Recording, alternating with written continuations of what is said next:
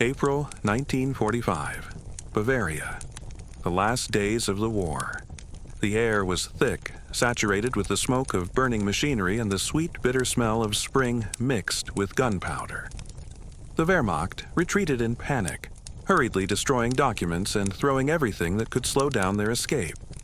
Mangled carts, ammunition crates, and soldiers' personal belongings were strewn on the sides of the broken roads. In the midst of this chaos, on the outskirts of a small Bavarian village, stood an unremarkable barrack surrounded by barbed wire. To the world, it was just another military facility. For those inside, it was hell, their prison, their shame. It was a military brothel, the darkest secret of the retreating army, a place where German women who had fallen prey to the war spent their youth. When the American tanks rumbled at dawn, their clanging did not mean the end of the nightmare, but only a change of scenery. 23-year-old Greta Weber, standing at the dusty window, felt the usual cold lump of fear in her stomach. She automatically, almost reflexively, took a step forward, standing between the door and two other women huddled on narrow bunks. This protective gesture has become second nature to her since she was brought here 4 years ago, at the age of 19, under the pretext of important work for the benefit of the Reich. Back then, she still believed in the official papers and the words of the officer who looked at her with hungry eyes. "American tanks," Liesel whispered, and her voice, which had not yet lost its youthful softness, trembled with horror. She was only 19, but the light had gone out in her eyes 3 years ago when she was taken from a Hamburg orphanage with the same false promises. Her fingers unconsciously rubbed the already wrinkled fabric of the dress, leaving new creases on the gray, tattered fabric. Inge Schneider, the oldest of them, a 28-year-old former schoolteacher, sat on her bunk with her back unnaturally straight. Her hands, accustomed to holding chalk against the blackboard, were now clutching convulsively at the edge of the thin blanket. "They're coming down the main road," she said with clinical, almost detached precision, though her knuckles were white with tension. The Wehrmacht retreated before dawn. They abandoned everything. All, including us. The barracks was plunged into an oppressive silence, broken only by the ragged breathing of women and the growing, deafening roar of engines.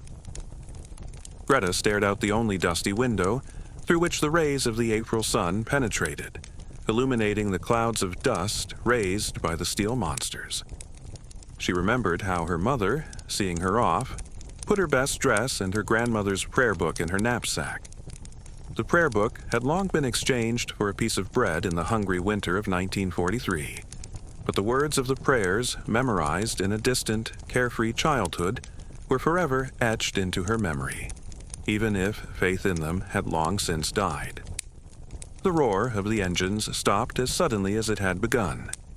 In the silence that followed, sharp, jerky commands in English, the language of the new conquerors, began to be heard. Greta recognized in them the same tone of absolute authority that she had heard from the German officers who arrived at their posts.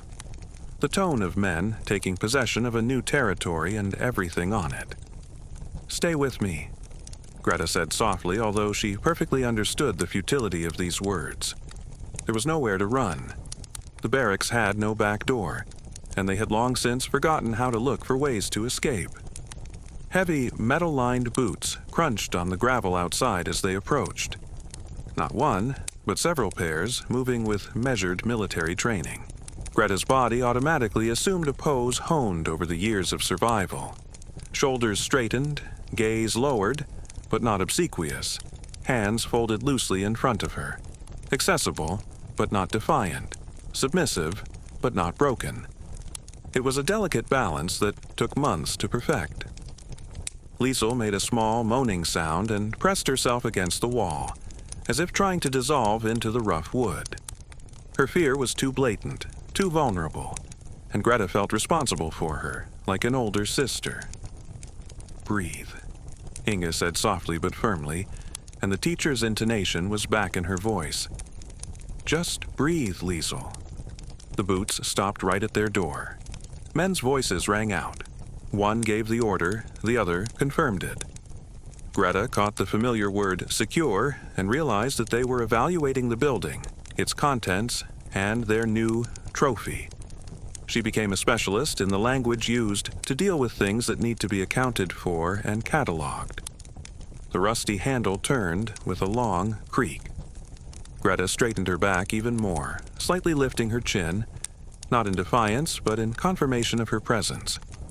She's learned that it's better to show up right away than to be found. The men who found you in hiding believed that you had something to confess and that it needed to be punished. The door swung open, and a stream of sunlight poured into the semi-darkness of the barracks, outlining a tall figure in an American uniform in the doorway. Behind him, Greta made out other soldiers, young, clean-shaven guys in pressed khakis that smelled of soap and starch, not sweat and tobacco. The officer in the doorway froze. His gaze slid from Greta to Liesel, then to Inge, and something flashed across his face that Greta hadn't seen in men's eyes in 4 years. First the shock, then the recognition, and then something else. Something that, under other circumstances, might have been mistaken for pity, if she could even hope for such a thing. He spoke softly to the soldiers behind him and took a step back, not crossing the threshold of their shelter. "We won't hurt you," he said in broken but understandable German. "You're safe now." These words hung in the air like smoke. It was impossible to believe them, but it was also impossible to simply ignore them. Greta felt something shift in her chest, a tiny crack in the wall she's been building around her expectations for years. She learned not to believe the promises of men in uniform, but this man hadn't even crossed their threshold. Lucky strike camp. The first days of bondage, similar to freedom. The truck in which they were taken was covered with a clean tarp that did not smell of diesel fuel or the sweat of unwashed bodies. Greta sat with her shoulder pressed against Liesel and Inge, their familiar formation, practiced over the years of countless transportation. But this time, they were not separated. No one pointed at Liesel to drag her into another car or pushed Inge towards the officer's jeep. They stayed together, and this little favor seemed so incredible that Greta could hardly comprehend it. The American soldier at the wheel helped them into the back without touching them unnecessarily. He just held out his hand, palm up, leaving them to decide for themselves whether to accept help or not. When Liesel recoiled from his outstretched hand, without saying a word, he silently held up a wooden box to the back, so that she could use it as a step. Through the open tarp, Greta watched the Bavarian landscapes flash by outside the window. Fields disfigured by tank tracks, strewn with abandoned equipment, but still green with spring grass. The war was ending. Everyone was talking about it. She had heard it in the whispers of the guards in their last days, seen it in the haste with which the Wehrmacht officers burned documents and fled before dawn. But for people like them, the end of the war never meant freedom. It only meant a new beginning under the rule of new masters. Lucky Strike Camp sprawled across the hillside like a temporary ghost town. Rows of army tents and wooden barracks stretched in strict military lines, surrounded by barbed wire, the sight of which caused Greta a chilling, painfully familiar fear. The truck stopped at a low building marked with a red cross. The same soldier who was driving threw back the side and moved away, giving them the opportunity to descend on their own. Greta noticed how he kept his hands in plain sight, how he pronounced each of his actions before committing it. It was unlike the behavior of men who were used to taking what they wanted without asking permission. A tall sergeant emerged from the building, his uniform immaculately pressed despite the midday heat. His face, weathered and lined, seemed kind, and the lines around his eyes hinted that he smiled more often than the frown between his eyebrows. "My name is Sergeant Morrison," he introduced himself in his heavy but understandable German. "You will live in building number 7. It's clean and guarded. No one will enter without your permission."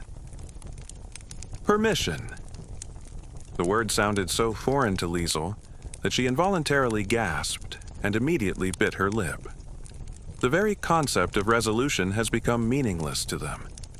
It's been so long since they've been asked anything that Greta has forgotten what it feels like to have a choice that means something. Morrison escorted them through the campgrounds, past rows of tents where American soldiers paused in their studies and stared at them. There were different looks, curious, appreciative, but in none of them did Greta see the frank, animal hunger that she was used to. No one shouted obscene phrases or made obscene gestures. They just watched, and then went back to their card games and letters home. Building number 7 turned out to be a converted barracks with 6 bunks lining the walls. Each one had a neatly folded wool blanket and a small wooden box that served as a bedside table. The blankets were thick, clean, and their softness spoke of real care, proper washing, and disinfection. Greta ran her fingers along the edge of one of them, and something painfully tightened in her chest from this simple but such unheard-of luxury as a clean cloth. "There are rules," Morrison said, pulling a folded piece of paper from his breast pocket. He pinned it to the wall next to the door. The German text was written in clear block letters. Rule 1. No prisoner will be sexually assaulted or harmed. Rule 2. No soldier is allowed to enter this building without the permission of its occupants. Rule 3. Meals will be served at 8 years, 12, and 18 years. You don't have to earn your food. Inge stared at these rules as if she were trying to decipher a message in an unknown language.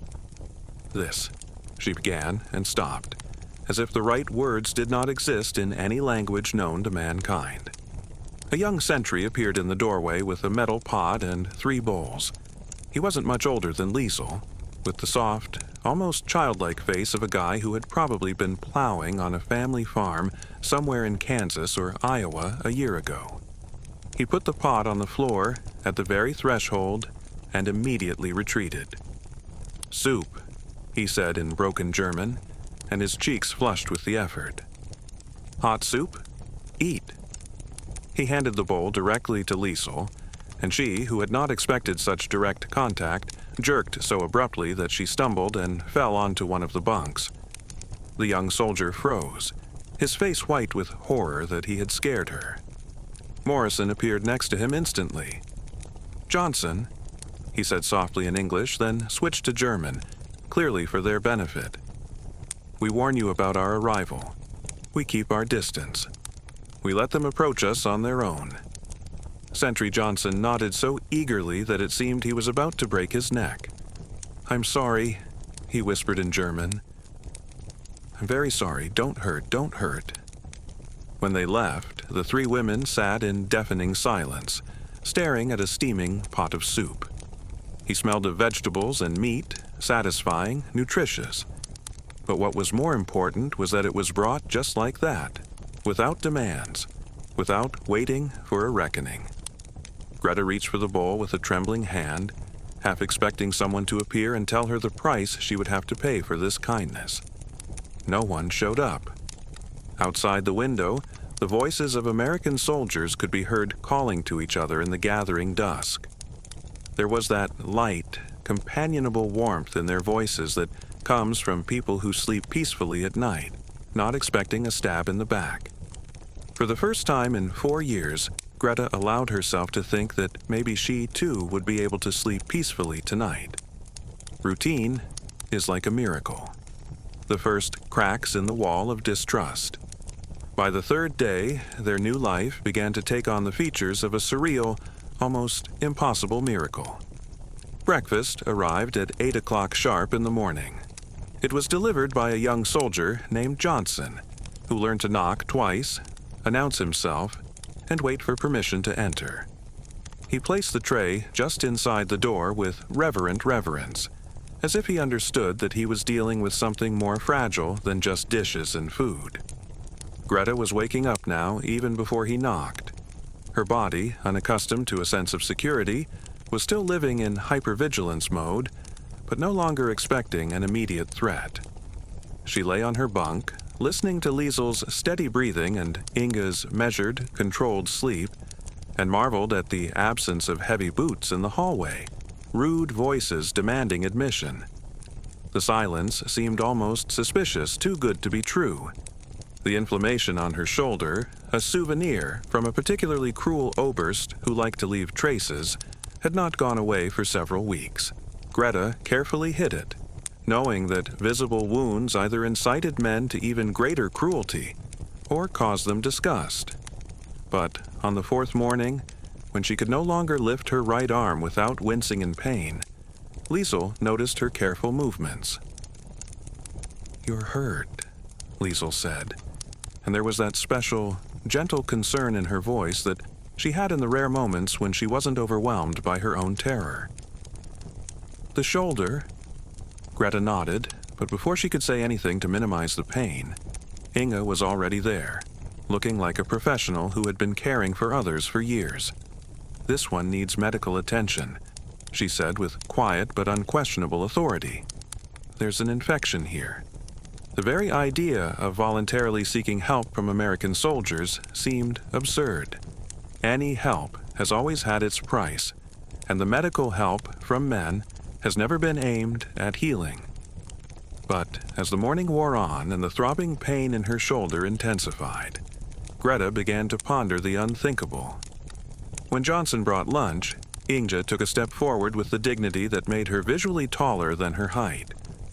"I'm sorry," she said in her clear German, and then tried to pronounce the memorized English phrase. "Medical help, please." Johnson's face immediately wrinkled in concern. He set down the tray and left quickly, returning a few minutes later with a short Asian-American soldier who moved with the quiet concentration of a man accustomed to emergencies. "I'm Corporal Chin," he introduced himself in German, which was much better than Morrison's. "I was told that someone needs medical help." When Greta hesitantly pointed to her shoulder, Chin nodded and began to lay out the tools on the table, explaining the purpose of each. "Antiseptic for cleaning the wound," he said, showing her the brown vial. "Clean bandages, antibiotic powder. It might sting when I clean the wound, but it will prevent further infection." He paused and looked at her directly. "I need to examine the wound to properly treat it. Is that okay with you?" The question hung in the air like something unheard of. "Is that okay with you?" As if her agreement meant anything. As if she had the right to say no to a man who wanted to touch her. "Yes," she whispered, then cleared her throat and repeated more firmly, "Yes." The examination of the vat was clinical and careful. His hands were careful and his voice remained steady as he explained his every action. "The infection is local, but serious. I need to clean it thoroughly and apply antibiotics. You will need to keep the wound dry and under a bandage for a few days." Greta studied his face as he worked. There was no hunger in his expression, no calculation, no thought that this medical care gave him any rights to it in the future. He was just treating her wound with the same concentration she was sure he was treating the wounds of his comrades. "Here," he said at last, securing a clean bandage with a band. "Aid. Change the bandage once a day. If you see red streaks radiating from the wound, or if the fever rises, immediately ask someone to find me." He packed up his tools, but didn't leave right away. "The human body has a remarkable ability to heal when it's properly cared for and when it's safe," he said softly. "Both are available for you here." After he left, the women sat in stunned silence. Finally, Liesel said with a note of real amazement in her voice, "He asked permission before touching you, and he explained everything. Everything. Every step, every tool, every reason," Inge added, her teacher's mind already analyzing and classifying this unprecedented experience. In the evening, when Morrison came in with a routine check, Inge, to her own surprise, took a step forward. "And the Red Cross," she began cautiously. "Do they send letters? To find relatives?" Morrison's face softened. Yes, they are transmitting. Do you have a family you want to find? My sons, Inge said, and those words seemed to release something that had been locked deep inside for years. The twins. They should be 11 by now. They were taken into American custody when they took me away.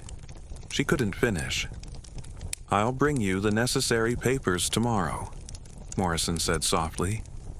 The Red Cross has made great strides in family reunification. That night, for the first time since their arrival, the three women weren't talking about survival. Liesel confessed that she once dreamed of becoming a teacher like Inge. Greta stammered out a story about her mother's garden and how roses twined around the wall of their house every summer. Inge described the laughter of her sons, the way they ran to meet her every day after school. Their voices grew stronger, losing the whisper that had become second nature to them. Outside the window, the American camp was sinking into an evening routine, and the sounds of this safety, this normality, floated in the spring air. For the first time in years, tomorrow seemed like something to look forward to rather than just endure. Shadow of doubt. When liberators see you as an enemy. The film arrived on a gray, cloudy morning, when a penetrating dampness hung in the spring air. Greta sensed the change in the camp's atmosphere even before she realized its cause. The soldiers' conversation stopped when they passed by their barracks, and the familiar background laughter became rare and somehow tense. Morrison appeared on the doorstep shortly after breakfast, and his usually calm appearance was replaced by something burdened.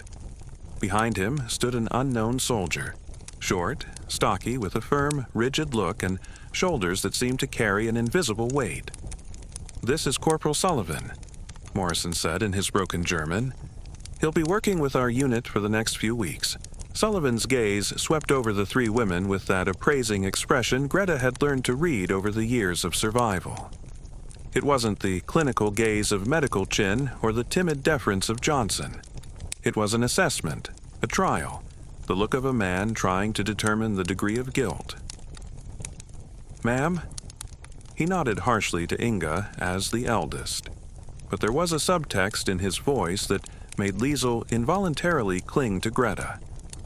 After they left, an awkward, oppressive silence reigned in Building Number 7.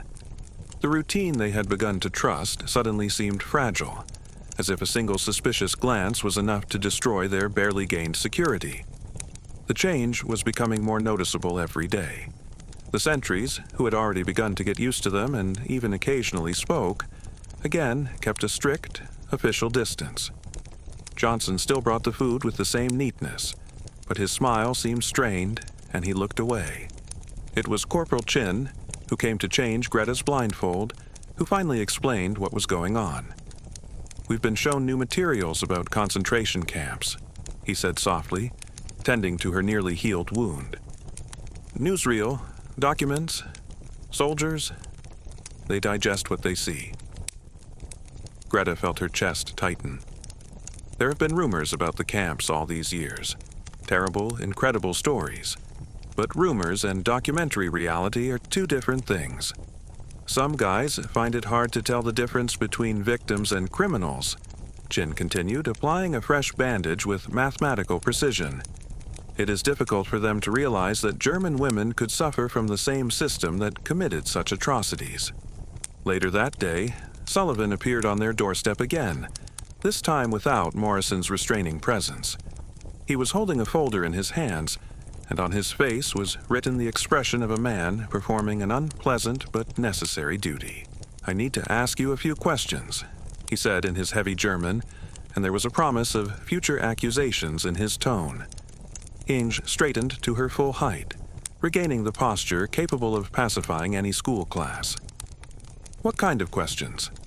Sullivan opened the folder and took out several photographs. Black and white, grainy shots that made Liesel cry out and turn away. The photographs showed emaciated, skeletal figures behind barbed wire, mass graves, and children with empty, dead eyes. "What did you know?" Sullivan asked, his voice shaking with barely contained rage. "What did you see?" The photographs lay between them like an indictment. Greta looked at the evidence of systematic destruction and felt something important crumble inside her. Not a surprise, but a terrible confirmation of man's capacity for evil. She knew evil intimately. She had been living with it pressed against her skin for 4 years now. But seeing him imprinted, official, made her feel like her own survival was a kind of complicity. "We knew we were nothing," she whispered, her voice barely audible. "We knew we didn't matter." "That's not an answer," Sullivan pressed, and now his anger was exposed. These camps were all over Germany. People should have known. People should have seen it. Liesel began to tremble, her delicate balance crumbling under the weight of Sullivan's accusations. "They told us we were lucky," she said through tears. "They said that we could have been sent to work camps. We were thinking. We thought they meant working in factories." Inge, even losing her composure, turned on her teaching skills by inertia. "We were told that we were serving the motherland," she said with bitter precision. "We were told that our sacrifice protects other women from a worse fate. We believed that we were the price paid for the safety of others." Sullivan stared at them with disgust, which felt like a physical blow. "How do we know that you are not as guilty as everyone else?" The question hung in the air like a sentence. Greta felt the years of carefully built psychological shield crumble around her. The shame she'd been trying so hard to contain flooded back, mixed with the terrifying realization that while they'd been languishing in their own private hell, others had suffered and died in ways that made their own torment seem almost a mercy in comparison. "Maybe we're guilty," Greta finally managed, and the words cut her throat like broken glass. "Maybe survival itself makes us guilty. Maybe we should have died instead of someone else." Sullivan gathered up the photographs and stood up, leaving them alone with their shame and the terrible certainty that the brief moment of dignity was just a cruel illusion. They sat huddled together on their bunks in total darkness. No longer 3 women beginning to heal, but 3 accomplices in history's greatest crime, marked by their survival as clearly as if guilt were tattooed on their foreheads. Outside the window, the camp was living its normal life, but now those sounds seemed distant and condemnatory, as if even the spring air carried a verdict. Forgiveness and the future. How to learn to trust again. The silence in building number 7 lasted for 3 days. For 3 days, the women barely spoke, moving along their usual routes like ghosts inhabiting their own lives. They accepted food with downcast eyes and whispered thanks, waiting for the inevitable moment when someone would realize who they really were and take away even these small favors.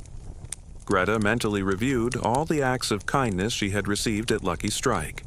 A clean blanket, careful medical care, the simple dignity of asking for permission, preparing to part with each of them as payment for the crime of her own survival. Liesel retreated back into herself, into that manic, detached stupor that was her main defense in the early years. She rocked gently on her cot, staring at the wall with an unseeing gaze. Inge sat up straight in an unnaturally rigid pose, her teacher's mind feverishly searching for at least some logical system capable of distinguishing guilt and innocence, in a world where both concepts had lost all meaning. When Morrison appeared at the door on the 4th morning, accompanied by Sullivan and carrying an official document in his hands, Greta felt her heart sink into her heels. The moment of reckoning has come. The very court that will take away their temporary asylum and confirm what Sullivan's photographs have already proved. German women who survived the war are guilty by default. But instead of reading out the charges or demanding confessions, Morrison stepped forward with the same cautious gentleness that had been characteristic of him since day one. Sullivan stood behind her, and on his face was a struggle of conflicting emotions that replaced each other in real time. "What happened in those camps?" Morrison said softly, his hand on the document unusually steady. "It's not your fault. And what happened to you? It's not your fault either." These words seemed to come from some impossible place where logic intersected with mercy. Greta felt them as a physical blow, each syllable challenging the guilt that she had already managed to put on herself like armor. Morrison turned slightly to include Sullivan in his gaze. "These women survived hell. They are not enemies. They are proof of what we fought against." Sullivan's face twitched, as if some internal dam had failed.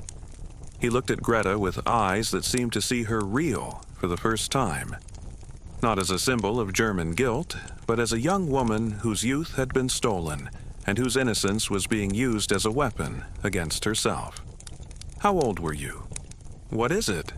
he asked in broken German, and his voice was cleared of the accusatory tone. "When were you picked up?"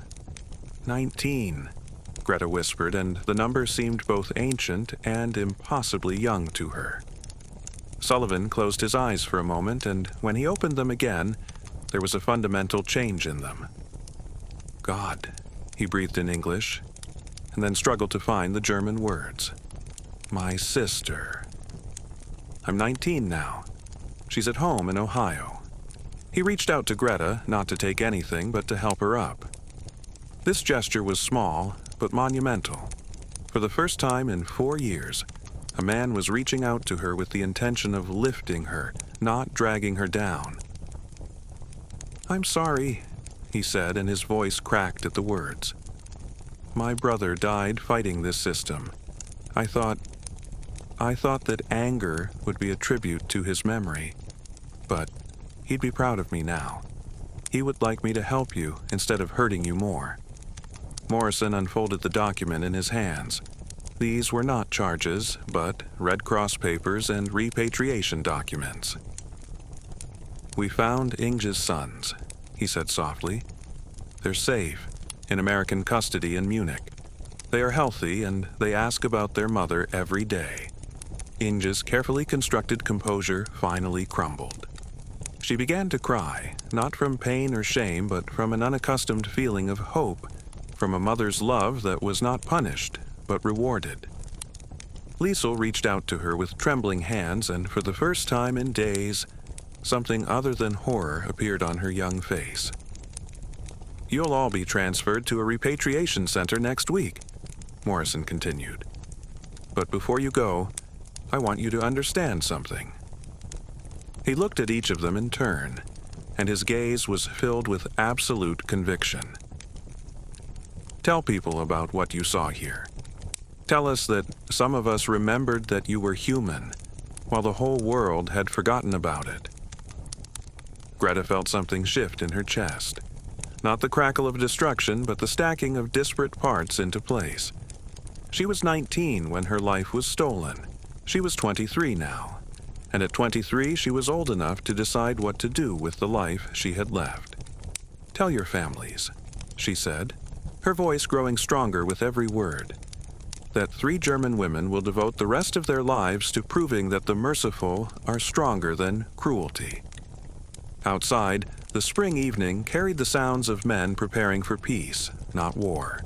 And for the first time since the day of liberation, the future seemed to them not just a test to be endured, but a road worth following.